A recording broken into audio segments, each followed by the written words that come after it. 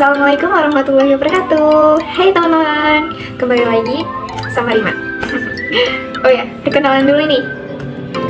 Nama aku Rima Widawati dari Prodi Akuntansi Syariah di Universitas Islam Negeri Raden Mas Said Surakarta. Di video kali ini aku mau ngapain sih? Ikutin keseruannya yuk. Let's go. Nah, aku sekarang udah ada di depan rumah Ungu Solo nih. Rumah Ungu Solo ini terletak di Keputren, Kartasura. Nah, rumah Ungu Solo ini dimiliki oleh Mbak Titin sebagai ownernya. Nah, sekarang kita mau wawancarai Mbak Ana sebagai admin rumah Ungu Solo.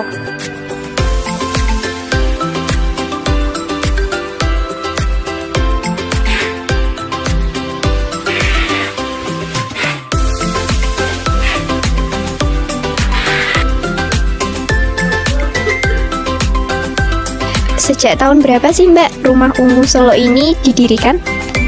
Sejak tahun 2012. Jadi sebelum rumah Ungu Solo itu dulu namanya Barokah Etnik 2010. Kemudian pindah di Solo berganti nama dengan Rumah Ungu Solo tahun 2012. Kemudian apa tujuan atau latar belakang dari pendirian usaha ini Mbak? Latar belakang sebenarnya lebih ke hobi ya. Hobi owner itu kan berdagang dari kecil. Jadi pengennya menyalurkan hobi yang tidak mengganggu aktivitas di rumah juga, dan lebih fleksibel. Dan yang penting bagaimana hobi itu disalurkan buat investasi dunia akhirat. Investasi dunia itu dengan cara membantu ibu-ibu rumah tangga mungkin ya dalam berbisnis, atau dalam membantu perekonomian UMKM Indonesia. Investasi akhiratnya yakni bernilai ibadah, seperti itu. Semoga bermanfaat lah. Apa saja yang ditawarkan di rumah Ungu Solo ini Mbak? Produknya pertama adalah awal sini kita berdiri itu ada hanya tas etnik aja ya. Jadi satu jenis tas etnik. Kemudian karena berhubung beragamnya permintaan, perkembangan zaman juga, permintaan juga beragam, jadi banyak tawaran dari produsen-produsen. Ada mukena, kita merambah ke mukena. Habis tas etnik kita merambah ke mukena, kemudian ke gamis dan jilbab, kemudian ke jaket muslimah, kemudian kita merambah ke skincare. Nah, sekarang ada tambahan juga tas, tapi tasnya produk lokal branded gitu. Jadi nggak, motifnya bukan etnik tapi lebih ke polos, cuman dengan harga yang terjangkau, tapi kualitasnya itu kualitas banget. Maksudnya dari segi kualitas juga bagus gitu. Di rumah Ungu Solo ini tuh sebagai apa Mbak? Sebagai distributor atau apa? Kalau rumah Ungu Solo ini sebenarnya adalah kita distributor ya, bukan produsen. Jadi tugas kita adalah bagaimana mengenalkan produk-produk lokal yang berkualitas itu ke Indonesia. Karena memang kita sudah sampai ke luar Jawa juga gitu. Selanjutnya, kendala apa saja yang dialami saat menjadi distributor Mbak?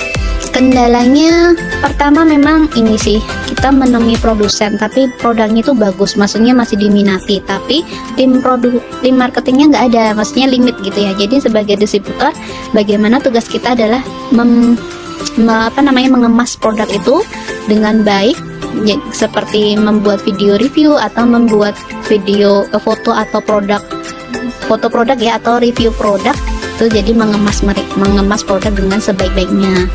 Terus kendala yang kedua adalah dari segi permodalan. Terkadang ini ya, ada produsen yang memang harus bayar di awal dulu karena memang sistemnya beda-beda. Nah, ketika bayar di awal, otomatis kita sebagai distributor itu mau nggak mau harus menyetok kan, karena kita distributor harus ada stok. Nah, kadang ini perputaran modal itu sesuai ini ya, naik turun juga. Ketika nanti ada musimnya waktu turun, nah bagaimana nih ada produk tas yang harus kita kita beli, sementara modalnya belum ada, atau mungkin kepakai yang lain karena produknya banyak, jadi ya harus diputer-puter gitu. Tapi alhamdulillah selama ini tertangani.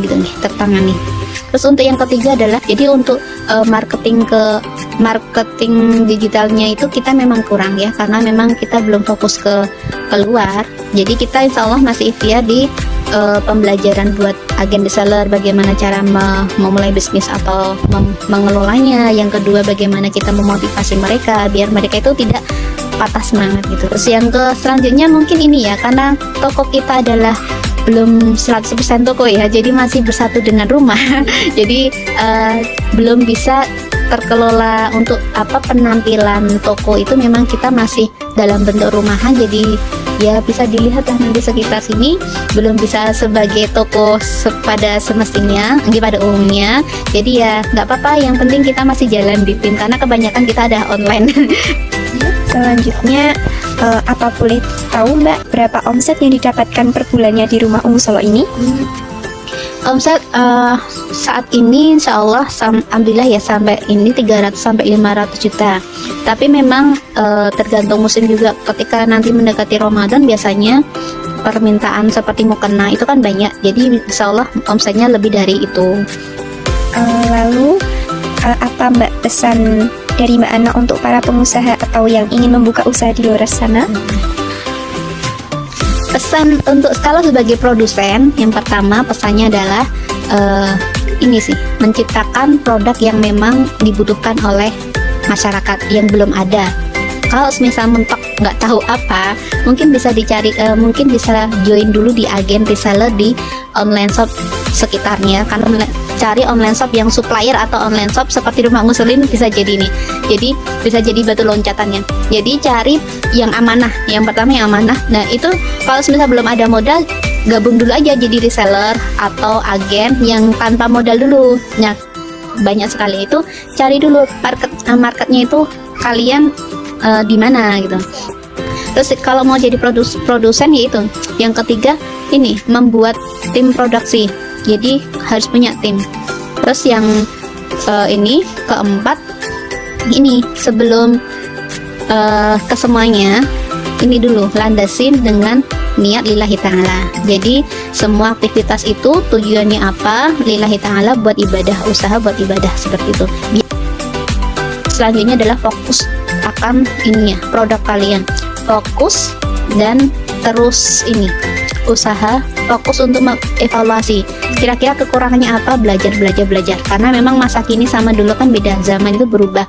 Dulu sistemnya offline, sekarang online, berarti harus belajar tim online, seperti itu. Dan semangat ya. Thanks for watching, semoga bermanfaat. Wassalamualaikum warahmatullahi wabarakatuh.